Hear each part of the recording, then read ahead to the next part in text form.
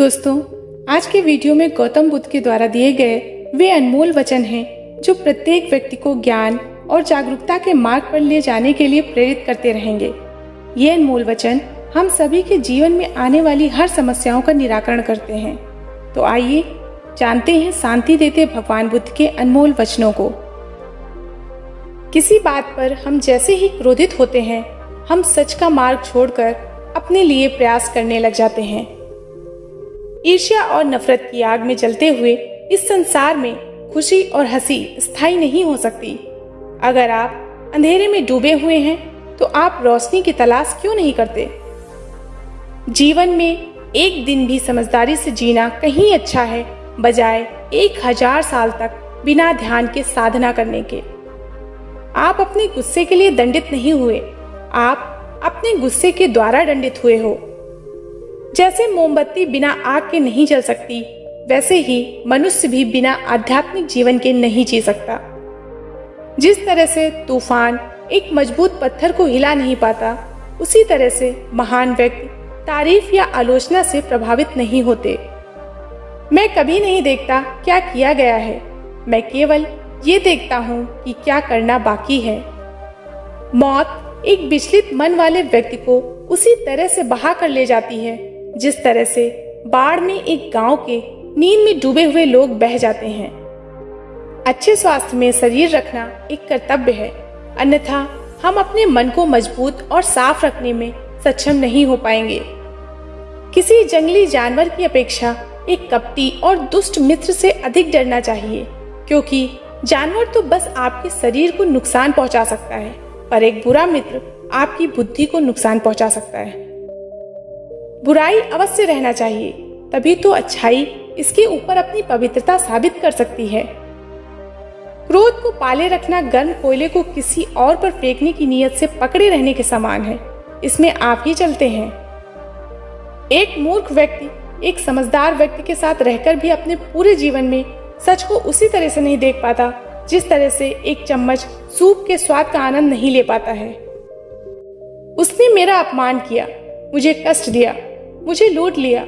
जो व्यक्ति जीवन भर इन्हीं बातों को लेकर शिकायत करते रहते हैं, वे कभी भी चैन से नहीं रह पाते हैं। सुकून से वही व्यक्ति रहते हैं जो खुद को इन बातों से ऊपर उठा लेते हैं। कोई भी व्यक्ति बहुत ज्यादा बोलते रहने से कुछ नहीं सीख पाता। समझदार व्यक्ति वही कहलाता है जो कि धीरज रखने वाला, क्रोधित ना होने वाला और निडर होता है।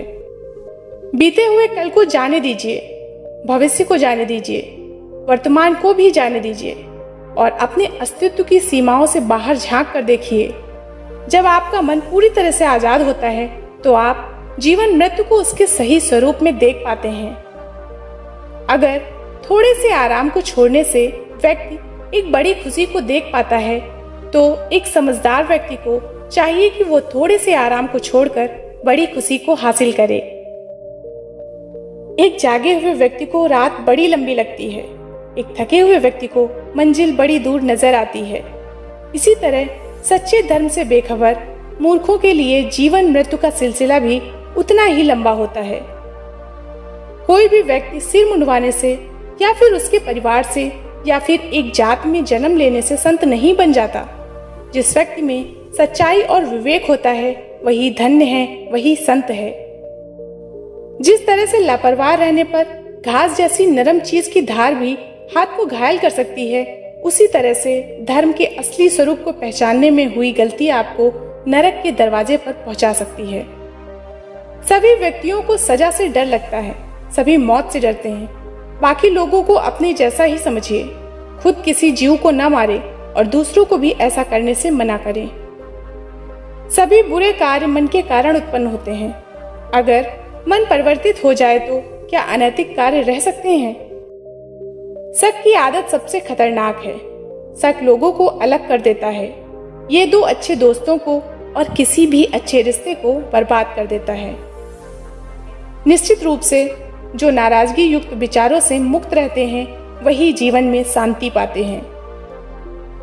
जो व्यक्ति क्रोधित होने पर अपने गुस्से को संभाल सकता है, वो उस कुशल ड्राइवर की तरह है जो कि एक तेजी से भागती हुई गाड़ी को संभाल लेता है। और जो ऐसा नहीं कर पाते, वे केवल अपनी सीट पर बैठे हुए दुर्घटना की प्रतीक्षा करते रहते हैं। अगर व्यक्ति से कोई गलती हो जाती है तो कोशिश करें कि उसे दोहराएं नहीं, उसमें आनंद ढूंढने की कोशिश ना करें, क्योंकि बुराई में डूबे रहना दुख को न्योता देता है। सभी बुराइयों से दूर रहने के लिए अच्छाई का विकास कीजिए और अपने मन में अच्छे विचार रखिए। बुद्ध आपसे सिर्फ यही कहता है। सत्य के मार्ग पर चलते हुए कोई व्यक्ति दो गलतियां कर सकता है। सत्य के मार्ग पर चलते हुए कोई व्यक्ति दो गलतियां कर सकता है। एक, पूरा रास्ता तय न करना और दूसरा, इसकी शुरुआत भी न करना। हमें अतीत में ध्यान केंद्रित नहीं करना चाहिए, ना ही भविष्य के लिए सपना देखना चाहिए, बल्कि अपने दिमाग को वर्तमान क्षण में केंद्रित करना चाहिए। आकाश में पूरब और पश्चिम का कोई भेद नहीं है। लोग अपने मन में भेदभाव को जन्म देते हैं और फिर ये सच है ऐसा विश्वास करने लगते हैं। 1000 लड़ाई जीतने से अच्छा है अपने आप को जीतना। फिर जीत तुम्हारी है, इसे तुमसे कोई नहीं ले सकता, ना ही स्वर्गदूतों द्वारा, ना ही राक्षसों द्वारा, ना ही स्वर्ग या नरक में। अपने बराबर या फिर अपने से समझदार व्यक्तियों के साथ सफर कीजिए। मूर्खों के साथ सफर करने से अच्छा है अकेले सफर करना। चाहे आप जितने पवित्र शब्द पढ़ लें या बोल लें, वो आपका क्या भला करेंगे जब तक आप उन्हें उपयोग में नहीं लाते। जिस व्यक्ति का मन शांत होता है, जो व्यक्ति बोलते और अपना काम करते समय शांत रहते हैं, वो वही व्यक्ति होते हैं जिसने सच को हासिल कर लिया हो और जो दुख तकलीफों से मुक्त हो चुका हो। इच्छाओं का कभी अंत नहीं होता। अगर आपकी एक इच्छा पूरी होती है तो दूसरी इच्छा तुरंत जन्म ले लेती है। जिस तरह से एक तीर बेचने वाला अपने तीर को सीधा करता है, उसी तरह से एक समझदार व्यक्ति खुद को साध लेता है। व्यक्ति खुद ही अपना सबसे बड़ा रक्षक हो सकता है और कौन उसकी रक्षा कर सकता है। अगर आपका खुद पर पूरा नियंत्रण है तो आपको वो क्षमता हासिल होगी जिसे बहुत ही कम लोग हासिल कर पाते हैं। किसी जंगली जानवर की अपेक्षा एक कपटी और दुष्ट मित्र से अधिक डरना चाहिए, क्योंकि जानवर तो बस आपके शरीर को नुकसान पहुंचा सकता है, पर एक बुरा मित्र आपकी बुद्धि को नुकसान पहुंचा सकता है। आपके पास जो कुछ भी है उसे बढ़ा चढ़ाकर मत बताइए और ना ही दूसरों से ईर्ष्या कीजिए। जो दूसरों से ईर्ष्या करता है उसे मन की शांति नहीं मिलती। एक समझदार व्यक्ति अपने अंदर की कमियों को उसी तरह से दूर कर लेता है जिस तरह से एक स्वर्णकार चांदी की अशुद्धियों को चुन चुन कर थोड़ा थोड़ा करके और इस प्रक्रिया को बार बार दोहराकर दूर कर लेता है। दोस्तों, ये थे गौतम बुद्ध के अनमोल वचन। आप हमें कमेंट में बताइए आपको कौन सा सर्वश्रेष्ठ वचन लगा और रुचिकर वचन लगा, और कौन सा ऐसा वचन जो आपकी जीवन में आने वाली समस्याओं का निराकरण करता हो। फिर मिलती हूँ ऐसे ही नए रोचक तथ्यों के साथ। धन्यवाद।